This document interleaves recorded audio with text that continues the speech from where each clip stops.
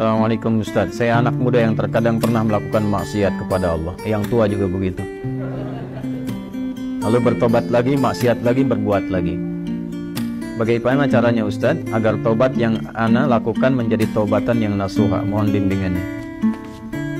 Quran surah keempat ayat 17. Bismillahirrahmanirrahim. Innamat taubatu 'ala Allahi lilladzina ya'maluna as-su'a bijahalatin thumma yatubuna min qarib. Faulaika yatubullahu 'alaihim wa kana Allahu 'aliman hakima. Kalau tobat mau benar itu, pertama ketika menyadari ada perbuatan salah, seketika bertobat. Saya ulang ya. Ketika menyadari ada perbuatan salah, seketika apa? Bertobat. Karena kesadaran tentang kesalahan itu bagian dari kasih sayang Allah yang mengantarkan seorang hamba pelaku maksiat untuk bertobat. Jadi sadar itu pengantar tobat. Pahami itu dulu ya. Pahami. Dan biasanya saking sayangnya Allah, orang yang pertama kali melakukan salah itu langsung diberikan getaran pada jiwanya untuk merasakan kesalahan itu dan menilai bahwa itu salah. Nah, itu pengantar tobat. Kalau sedang ada itu cepat ambil, karena tandanya Allah masih sayang. Yang bahaya itu kalau melakukan salah nggak ada tanda itu bahaya. Tapi berdasar perjalanan waktu, kasih Allah itu masih ada. Keadilan Allah menjadikan sebelum dia wafat, ya sebelum nyawanya sampai di kerongkongan, akan ada selalu hidayah Allah itu sampai. Itu pertanda kedua. Di pertama dalam diri kita, kedua dari luar.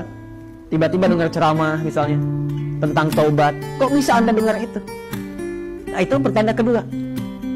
Kalau mendengar yang demikian, cepat ambil. Ya, itu rumusnya Quran surat 29 ayat ke-68. Walladzina jahadu fina lanahdiyannahum subulana.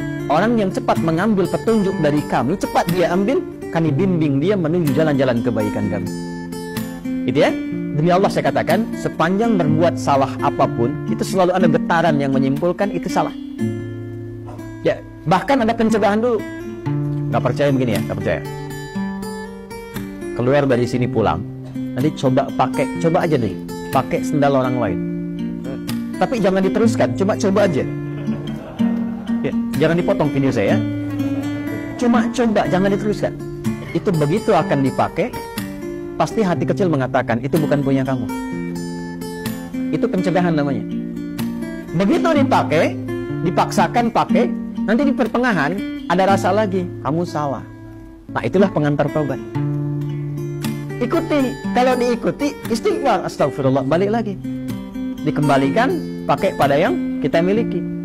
Itulah taubat. Ya, jadi itu rumus pertama. Kalau sudah ada rumus pertama itu, istighfari dulu, sesali, dan minta petunjuk pada Allah untuk dikuatkan bertahan dalam jalan taubat itu. Tinggal nanti kadar maksiatnya, apakah dia ringan, tengah-tengah, atau kadar maksiat berat. Kadar maksiat berat itu yang sudah jadi kebiasaan. Biasanya pada yang terakhir ini, mohon maaf, tidak seketika biasanya. Kecuali ada kejadian besar yang membuat dia bisa meninggalkan itu sama sekali. Ibunya diselang nafas yang terakhirnya. Nah, ibu sering mengingatkan kamu dalam keadaan sehat.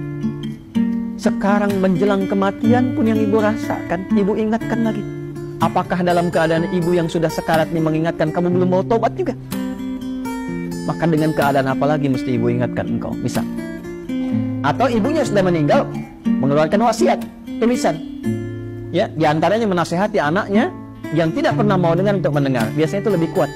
Makanya disebut wasiat, pesan yang kuat, yang terasa lebih kuat dibandingkan dengan saat masih dalam keadaan sehat. Karena itu disebut dengan apa? Wasiat. Ya, wasiat itu bukan sekedar tentang harta. Ada wasiat terkait dengan kebaikan-kebaikan ibadah. Contoh Quran surah ke-2 ayat berapa? 133. Wasiat Nabi, ya siapa? Yaqub alaihissalam kepada anak-anaknya. Ya. Saya teruskan. Maka, teman-teman sekalian, Bapak dan Ibu sekalian, kembali kepada pertanyaan yang telah disampaikan ini. Kalau Anda kebiasaannya yang berat, misal sudah tobat, dilakukan lagi. Tapi biasanya kalau sudah tobat, kadarnya lebih ringan. Maka rumusnya apa? Tobat lagi. Terus tobat lagi.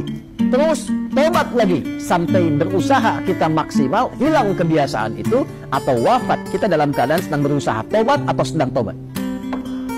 Maka itu punya nilai di hadapan Allah Subhanahu wa Ta'ala. Yang terakhir, ini yang lebih kuat.